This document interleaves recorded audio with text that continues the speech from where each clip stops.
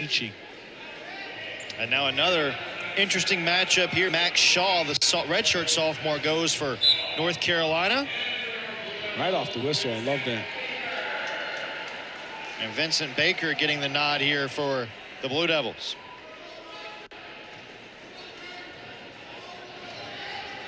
Good front headlock.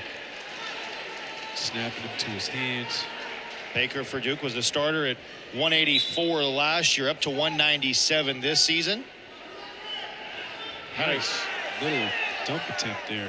Stepping over with his foot.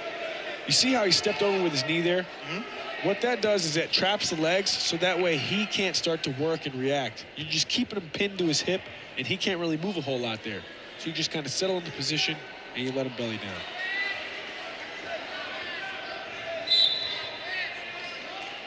Two-point lead for North Carolina. Baker for Duke, an interesting story away from the mat at Duke. Had a great success in Greco-Roman wrestling. Second place finish at the U23 World Team Trials. Big deal. Yeah, really big deal.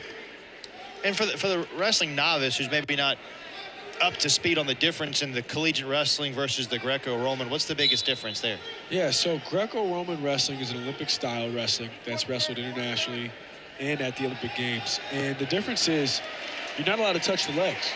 If you touch the legs, it's a penalty point. Everything is upper body. It's all throws, body locks.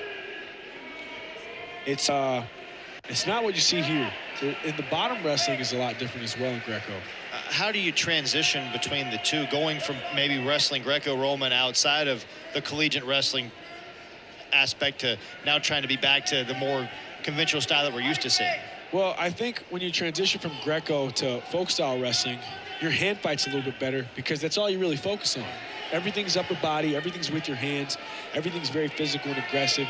And sometimes that helps your folk style wrestling. And when you have the upper body threat, it gets guys forgetting about the leg attempts. They get so worried about being thrown. Now your offense, when you shoot to get it on a leg, starts to open up as well. And so I think it's a good balance. I think all wrestlers should learn some upper body throws and wrestle and dabble a little bit in the Greco-Roman style of wrestling. This is a weight class for Duke that's kind of been up in the air between Vincent Baker and Braden Ray. Ray got the nod last night against Central Michigan. Baker getting a chance tonight. Glenn Lanham saying that Duke will probably have a wrestle off at some point for this weight class, but splitting the time down the middle here early in the season. Meanwhile, Max Shaw for North Carolina off to a really nice start with a 2-1 lead. Yeah, great start by Max Shaw. You see a lot of hand fighting here. And again, when you're watching a good level change, getting them to react. So the goal here when you're hand fighting is just to create opportunities that are going to help you score, right? So when I'm hand fighting here, all I'm trying to do is control my opponent as best as I possibly can. And he's trying to do the same back to me. So it's a little bit of a dogfight. A little bit of a stalemate right now. Yeah, because obviously no one's going to let the other person bully them, you know? So it's a lot of back and forth here. But then when you see things like a level change, like a fake, like what we saw from Shaw, that adds in another component that just forces my opponent to overreact. And when my opponent overreacts, it just creates more openings. Whether I'm touching you or not, if you're reacting to me, you're off balance. And I can use that to my advantage if I'm looking for the next thing. So using it to your advantage, it's just that cat and mouse game that continues. Absolutely. Yeah, it's a lot of cat and mouse. I want to play tricks. It's very strategic, right? I might bait you, right? I might fake, get you to react. And I'll pay attention to how you react. If I fake and you react hard, maybe I use the fake and I anticipate you bringing your head down so I can cover. Is some of that too maybe a feeling out process in the first or second period? That's something that maybe you go back to later in the match when you need a big 2-point takedown or you need some points to try to take the lead? 100%. Everything you're doing from whistle to whistle is information gathering. I'm over here trying to get to offense, and as my opponent's reacting, I'm taking notes. I'm taking mental notes, and now I'm trying to put things together. Okay, this is how he reacted to this. This is what I'm going to change to try and create a scoring opportunity. if I make this attempt, I pay attention to how he reacted to that, and I might try and get creative to create my next scoring opportunity. I think Glenn Lanham wants to have a word with the official here, the Duke head coach. Great questions, by the way. Thank you very much. Helping me out a bunch. What did Glenn Lanham see from the Duke side of things that he wants to ask about here? Great question. I wish I knew. It was.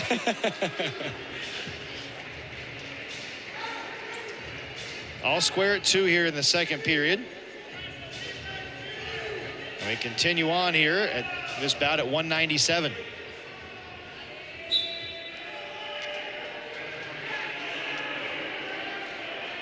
Both guys, again, that little battle that we were talking about earlier, just trying to get to the head, get to the collar tie, so that way they can just control their opponent and create some sort of scoring opportunity. And it's just a fight here.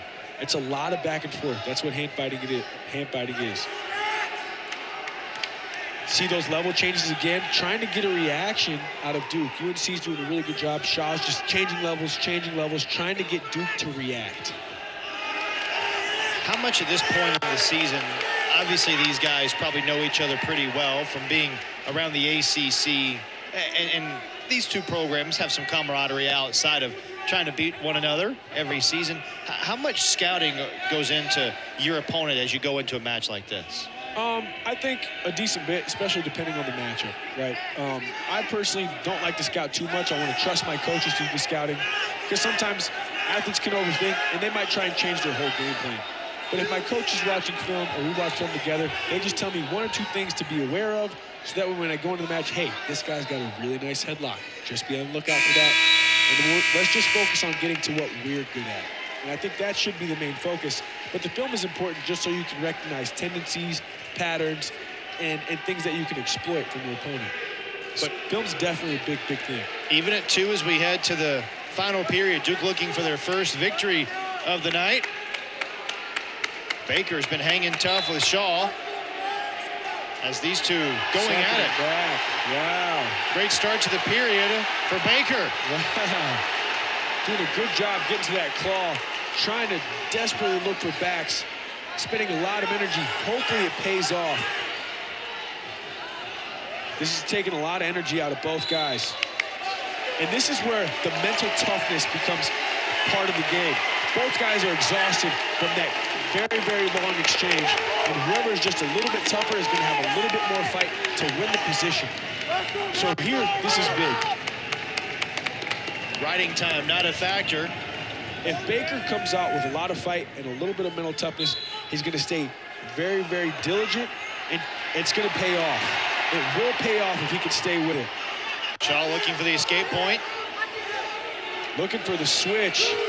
Hipping over with the transition straight to the back. Baker was looking for the pin there.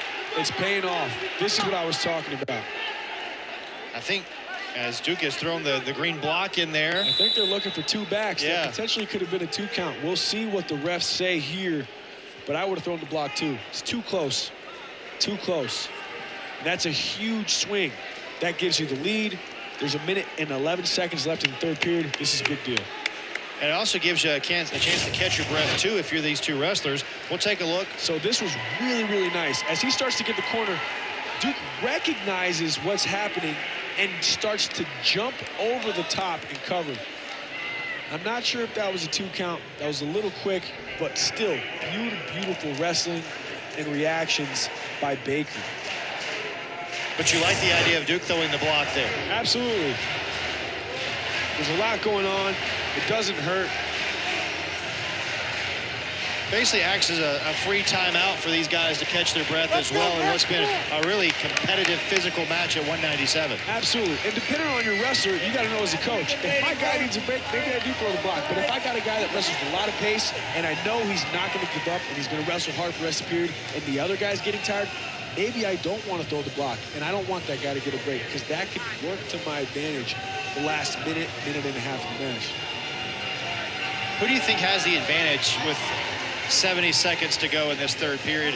We'll come back to that as we take one more look here. So right here, 1, 2. I might have started counting a little early myself. It's really, up into the ref's discretion. That's kind of tight. That's a hard call. I wouldn't want to be the one making that call. But if I had to guess, it's not 2. If I had to guess. Big call here, obviously. And a bout that's square at 2 points. Really, really tight. That's a quick 2 count if they call that, in my opinion. Could be wrong. I'm not a ref. Who do you think has the advantage, though, in the last minute plus of this third period? To be honest, I thought Duke was doing a really good job riding on top. When you get a guy flat, that's a lot of work. And when a guy eventually goes flat, that's your opportunity to recover and catch your breath a little bit as the top guy. And so I think Baker had the advantage there. Now Shaw's got a little bit of burst energy. Has had time to recover. After the review, no points were awarded, so the call is confirmed. So we continue on. Let's see if he sucks him back again. Lot of, wow. Good mat return. Get him to his hip. Keep him in bounds. Do your best to keep him in bounds. If you can ride him out for 30 seconds, if Baker can ride him out for 30 seconds and he escapes, we're going into overtime, which is pretty exciting. That might be our first, is that our first overtime of the night? But if he rides him out for a minute, he wins the match. So it'll be interesting to see what he decides to do here. If I'm him, I'm trying to ride him out. You could already see the adjustment from Shaw there off that restart. Not letting Baker do just that right there. He's got to make sure he keeps his hips tight. Baker looking for the mat return, didn't get it. Job, wrestling, readjusting. Now here, if I'm Baker, I'm not only able to catch my breath, but I can still work for a turn. If I'm Shaw, it's a lot of work to build up to my base from being completely flat. I got to get really, really strong, use a lot of muscle. There's not a whole lot of technique here on the bottom guy when you're flat.